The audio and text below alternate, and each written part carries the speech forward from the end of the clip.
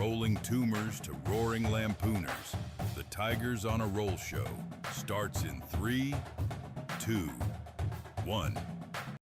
War Eagle Tigers fans, and welcome back to another episode of Tigers on a Roll. Thank you for tuning in, and make sure you like the video and subscribe to the channel if you have not already. Today we are talking about what is happening in the cesspool across the state. Charles Bediako is going back to Tuscaloosa to play some college basketball. The former Alabama center is suddenly eligible to play for Alabama again. A judge granted a temporary restraining order against barring his return to college athletics by the NCAA. But this isn't just about Bama. This opens up a whole nother can of worms about now who is a pro and who isn't. And to be fair here, it definitely makes me think about our own guy, Philip Jovic, because if you look at his, sorry, I'm getting a phone call. If you look at his resume and what he did to get to college ball and what Bediako is doing to get back to college ball, the difference between what Jovic did and what Bediako is doing right now is getting muddied up online, mostly by Bama fans. But it is getting muddied up online, and they're making comparisons that I don't think are as similar on their face, as Bama fans think they are. Charles Bediako left Alabama in 2023. He signed a two-way contract with the Spurs and then played in the G League for the Austin Spurs and then the Motor City Cruise and made an actual professional salary after he left Alabama. And under the current NCAA rules, his eligibility should have evaporated when the pen touched paper on that Spurs contract. But you have Judge James Roberts Jr. in Tuscaloosa granting this temporary restraining order, ruling that preventing Bediako from getting back to Alabama is going to cause him irreparable harm, which is obviously nonsense right now. But we are going to let the courts hash that out in, 8 days now. But he is immediately eligible to practice and play. I think they have a game against Tennessee.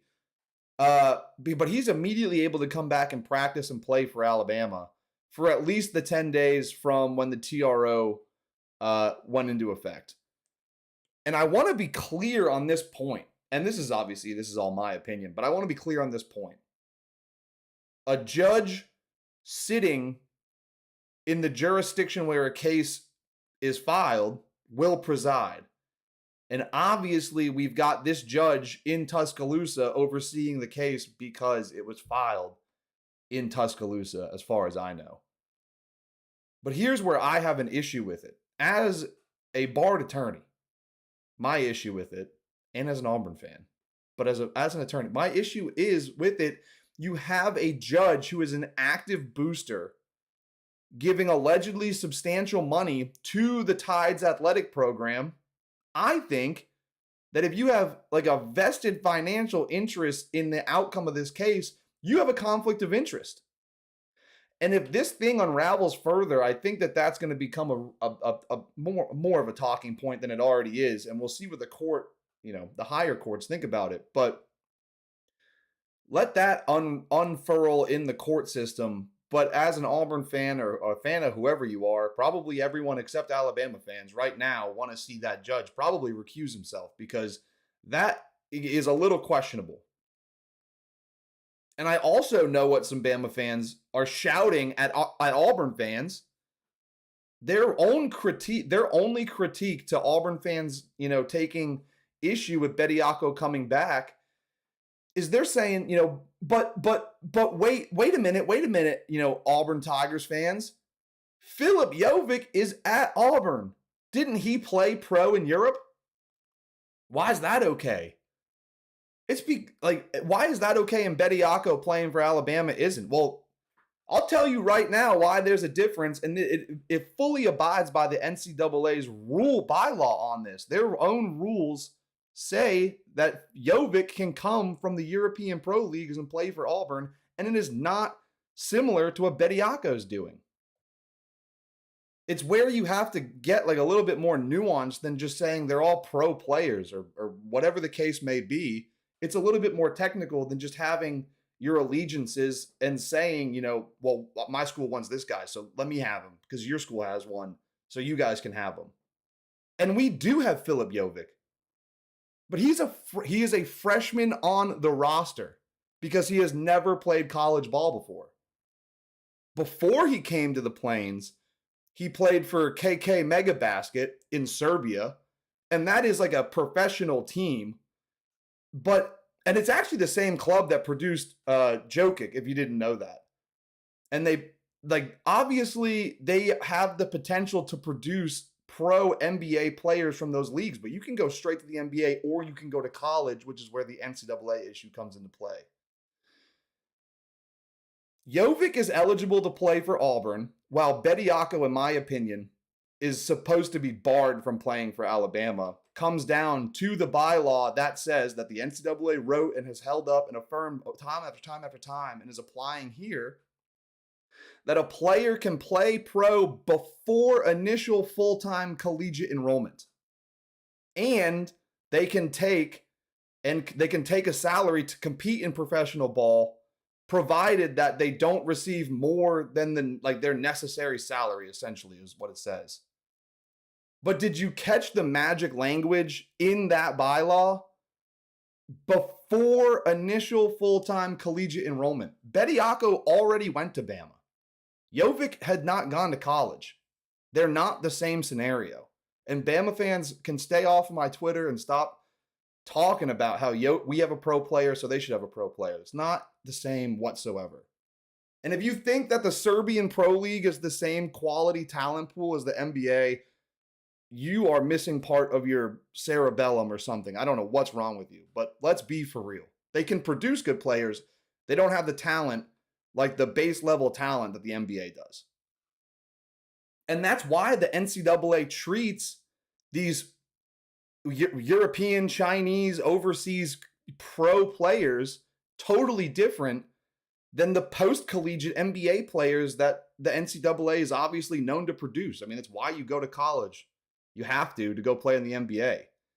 Jovic played in Europe and had never enrolled at Auburn or in college at all. So he has eligibility. Honestly, technically, he played as an amateur on that pro team because you take the money. So you take money for flights, you take money for meals, lodging, gear, but you can't take to play in the NCAA because they vet it. You can't take an unreasonable salary or you can't profit unreasonably from that quote unquote pro career. And I don't know this about Jovic specifically, but I do know it is common practice for these European ball players to pay back the difference of what the NCAA can subjectively apply this, rule. It's an objective, obviously, analysis, but the NCAA does a terrible job at figuring out what is, reasonably necessary salary. So you've got to be real. You've got to be real when you're talking about Bediako going back to Alabama, especially with NIL in the mix and the international recruits. Just like a lot of these football guys, they're getting paid to visit. They're getting paid when they're playing, whatever. They're getting paid regardless. It doesn't matter if they're European, Serbia XYZ salary was reasonable or not. The school's going to pay them to come to the States. But by the rules, and the NCAA obviously cleared him, Jovic never was a quote-unquote pro like we all consider these NBA guys. And he never enrolled in college, and that is the difference because Bediako went to Bama and then left. He is the exact opposite of all of the guys that are trying to, he's the opposite of Bediako, but he's the opposite analogy that all these Bama fans are trying to make. Because Bediako enrolled and played for 2 years and then signed a pro contract. He just didn't happen to go play for the Spurs. He had to go to the G League. That's That's on him for not understanding what his draft value was, to be completely honest. And now he's trying to come back. And that is what the NCAA hates. That is what they're trying to avoid having happen in baseball and football, and obviously continuing to happen in basketball. They're trying to stop the revolving door. And we need that. They should try to stop that revolving door because it's annoying. And it's I don't know. I don't want to call it unfair because these guys obviously aren't making it in the pros, but like it's ridiculous. And that's where Bediako's lawyers and frankly everyone's lack of like common sense, at least in the smelly city across the state from Auburn, like it's destroying the NCAA right now and quote unquote amateur sports.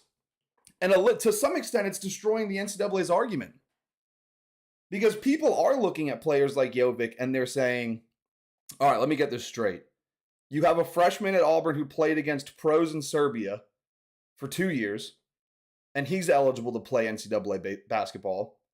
But our guy who played against also pros in the G League is barred from playing. What's the difference? Well, I've already went over what the difference is, and the NCAA themselves need to come out, whether or not they lose the antitrust argument, they need to say, the difference is that Bediako signed a contract after college. Like, they need to enforce their own rules. But it's going to be more than likely to the detriment of the NCAA because it doesn't have an antitrust exemption. So it can't really tell people who can and who can't participate. It was more or less just a gentleman's agreement for decades that people wouldn't come back from the pros. And now they're trying to do it because the money is better in college. And the only major league, and you could call the NCAA a major league, in all honesty. If it all falls apart, they could be a pro league. But Major League Baseball is the only pro league that has an antitrust exemption. And it is an absolute unicorn in the sports and entertainment world because the Supreme Court decided in 1922 that they gave them a pass on the antitrust issues that they were facing because this has been an issue for a century in all of sports.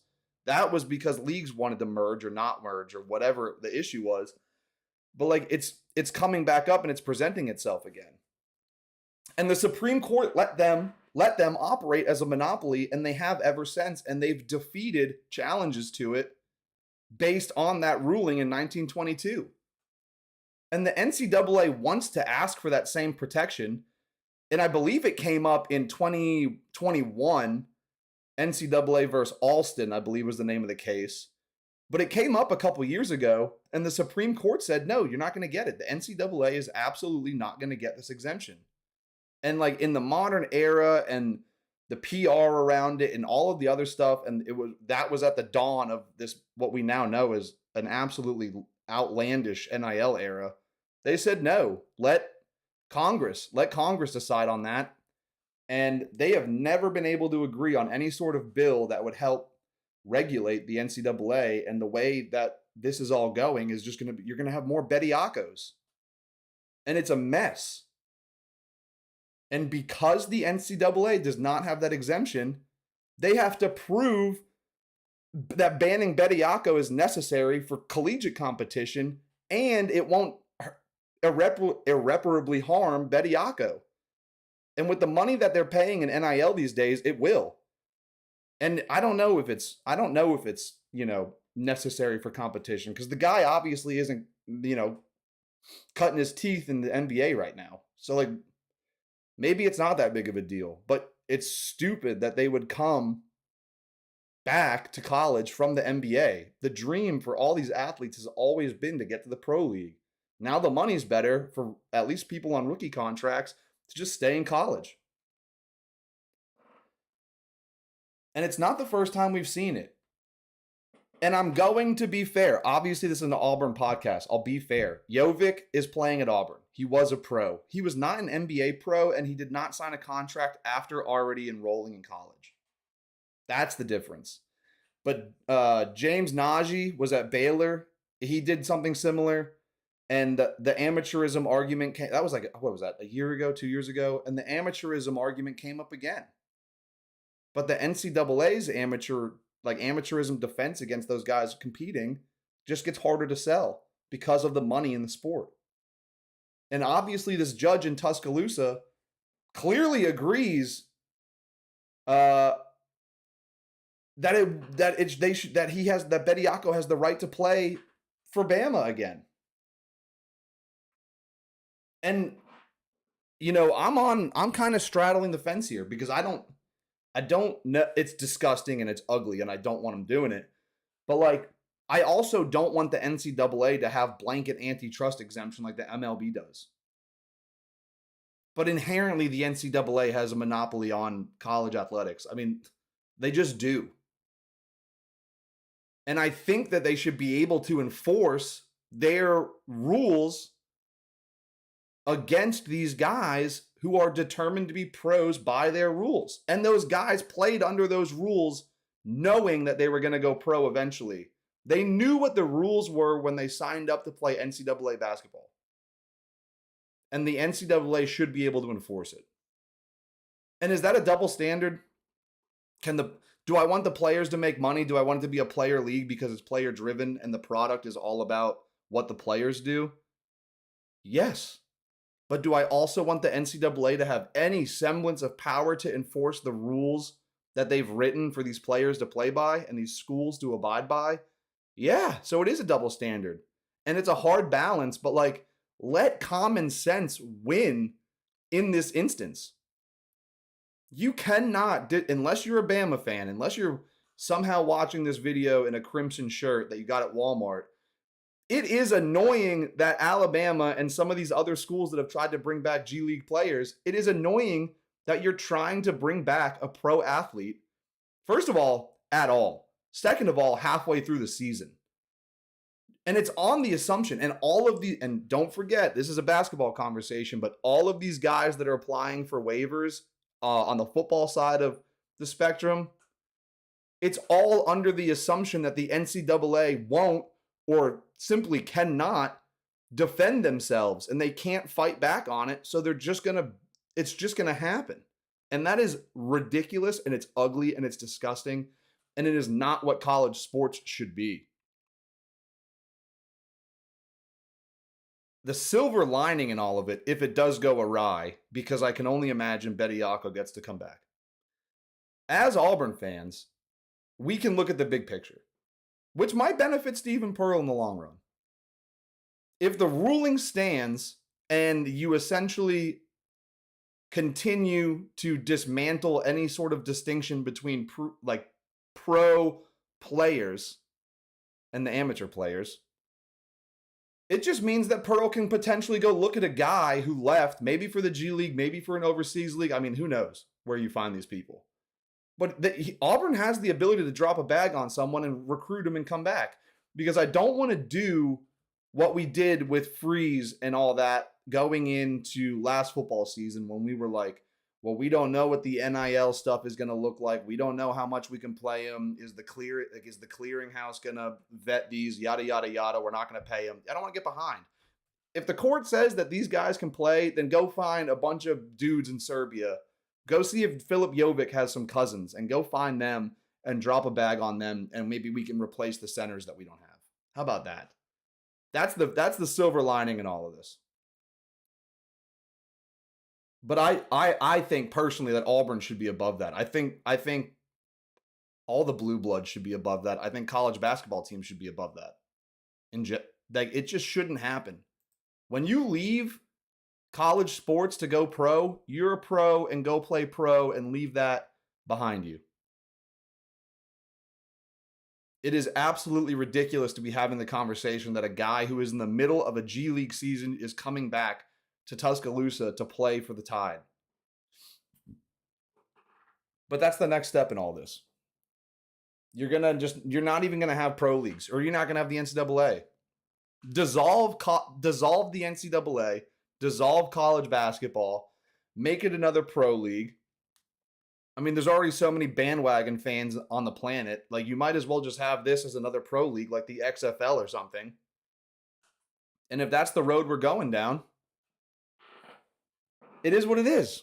Because that's naturally the conclusion. You either have to do a 180 or you just continue to go down the path that's like, sure, they're called the Auburn Tigers, but it has no semblance of any sort of collegiate sport ever. Maybe, I mean, that's where it is. And what do you think about it? Like, do you think it's all nonsense? It seems to me that the NCAA wants to draw a line in the sand, but the tide, no pun intended, the tide's washing it away. The bottom line in college sports is that the NCAA and its ability to govern college athletics is on life support, and it's being poisoned by money and, for lack of a better term, just lawlessness. The Bediako ruling could pull the plug on all of it.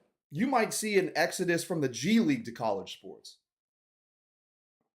And that's just the new world that we're all living in. But I do want to hear from you. Like, does the distinction between Jovic and Bediako make sense to you? Or is it all just semantics? Should every team just be doing whatever it is that they want to do? Can these players just come back when they're not getting the check they thought they were from their pro team? Should they just come back to college ball? Drop a comment. Join the conversation over on Twitter. I'm going to do my best to get a preview show for the Florida game out today as well. And then keep an eye out for that. That will be another live. We're doing only lives on YouTube now. So turn on that notification bell as well. Like, share, subscribe, turn the notification bell on. Until next time, y'all, I appreciate you tuning in. Oh, we got a question in the chat. Sorry about that. The end goal for every professional player is to play in the NBA, not the European League. No offense to them. Absolutely true. Absolutely true. Which is why I think the distinction between what Jovic did and what, Bediako's doing is even more of like a discrepancy. I think that you are mental if you think that playing in the Serbian Pro League gives you the same sort of experience as playing in the NBA. And if you think that someone from your college team that went to play like in Australia or something is benefiting from that team the same way they would if they went to like the Boston Celtics. Oh boy. We can't have an honest, frank conversation then. But that's where we are. I do appreciate the comment. I'm liking how we're doing here on these lives direct to YouTube now. No longer going to be over on Twitch. So make a mental note of that if that's where you found me. But yeah, dude, I appreciate everyone tuning in. And then again, I'm going to try to get that preview show out. Hopefully might have a guest on that one in a couple hours. I appreciate y'all. War Eagle. I'll see you.